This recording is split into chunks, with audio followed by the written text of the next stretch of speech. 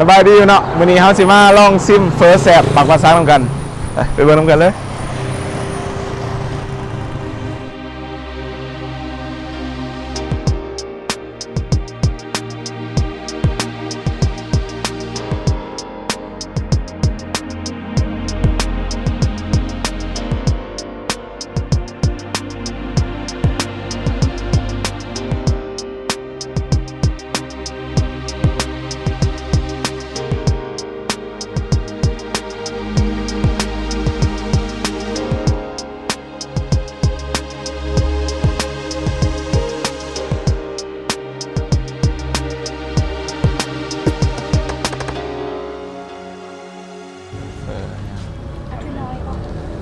หน่อย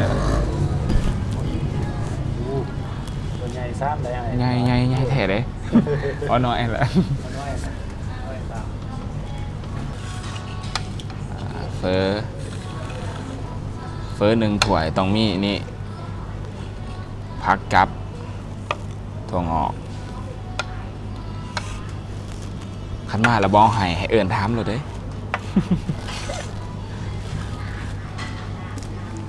พิกัดของหาดมันอยู่กอง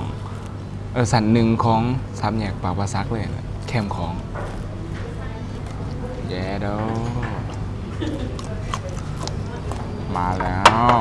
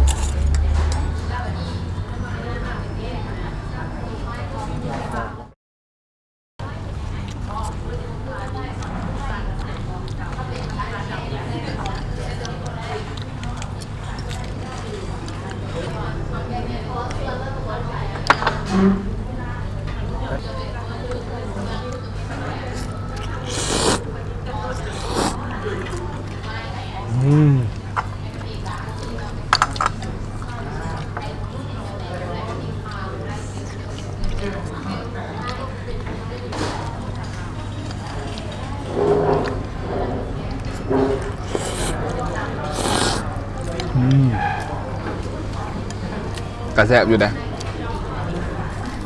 แต่ว่าเขากับบ่มักปรุงร้ายอยู่แล้วนะ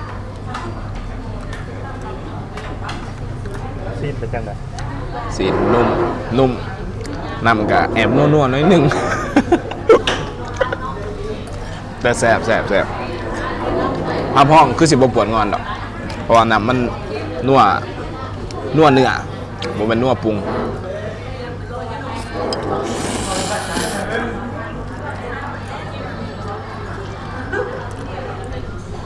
เส้นก็นุ่มดีเส้นหน่อยกินง่าย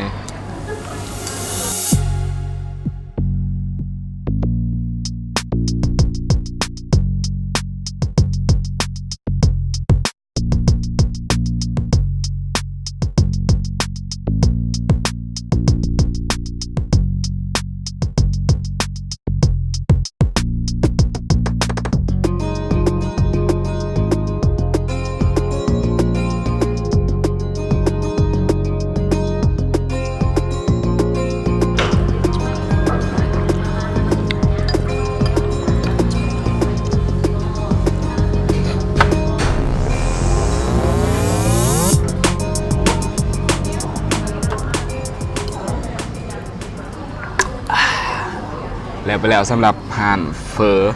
แซ่บสามแยกปะปะซักเนาะกะรสชาติดีแซ่บซีนนุ่มบ่ปวดงอนแน่นอน นี่แล้วแต่ผู้มักเนาะมื้อนี้ก็เบิดสำนี้เนาะคันต้องการอยากให้เสียงซุนซิมไปซิมอยู่ไสกะส่งมาได้นะจ๊ะบาย